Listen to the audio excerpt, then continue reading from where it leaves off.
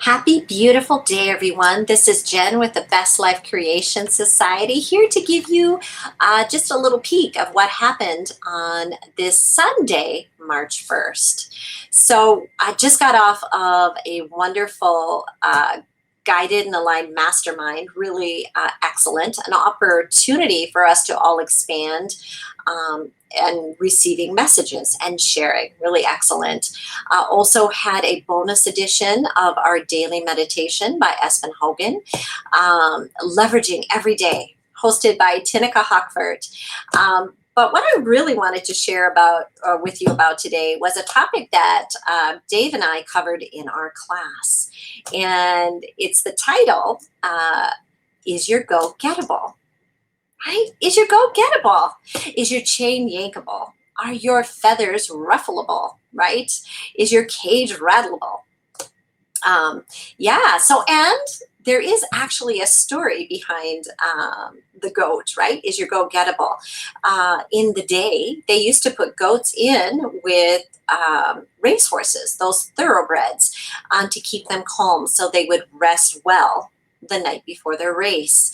And when the goat was there, they were calm and easy. But sometimes there'd be some pranksters, some characters that would go and see if they could get and let out that goat. And if they did, that horse just wouldn't rest well and wasn't in such a great shape for their race the next day. So that wonderful saying, is your goat gettable? So, but I wanted to read a wonderful excerpt from this book, Getting into the Vortex, that relates to that. So here goes. So it says, when others lash out at you in anger with words or action, their battle is not with you, but with themselves. And if you do not take their behavior personally, understanding it is their personal battle, in time, they'll leave you out of it. It always feels good to observe another person who is feeling good. And when his or her happiness is associated with your behavior, it can feel especially good to you. You are an uplifter, and it feels good to be a part of uplifting another. But if you encourage others to believe that their happiness is dependent upon your behavior, you are doing a very big disservice to them and yourself. You will eventually grow weary of attempting the impossible task of keeping others happy. For as their demands on you increase, you will lose your important sense of being free. And often, since you are the one present in their lives trying to help, when they do not feel better, they blame you. Everyone holds a mix of opinions, beliefs, and expectations on a myriad of subjects. When you give your attention to something, that vibration becomes activated and comes to the forefront, so to speak. And the more often you focus upon it and cause it to come to the forefront, the more dominant it becomes. You have the option of making a good feeling aspect of another person dominant in your vibration, or of making a bad feeling aspect dominant in your vibration.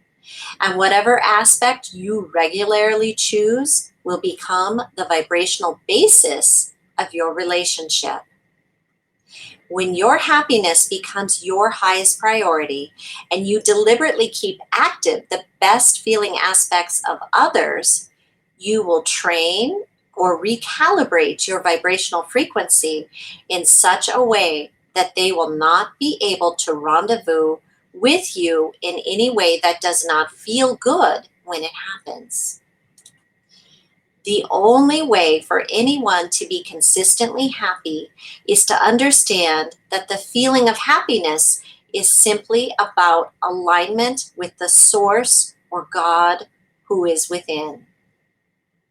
When you are in your vortex of creation, right, that means being in alignment with that God source, inner being, soul energy of you, you are lined up with all that you have become. and with everything that you have asked for. There simply is no substitute for that alignment. Yeah. So, a wonderful, powerful piece for you to ponder upon, right? We always get to choose. We're free to see the best in others or to see the worst in others. But when we choose the best, we feel better. And when we allow people to feel what they're feeling and be who they are, and not try and make ourselves responsible for how they feel, we'll feel that sense of ease and freedom, and they will too.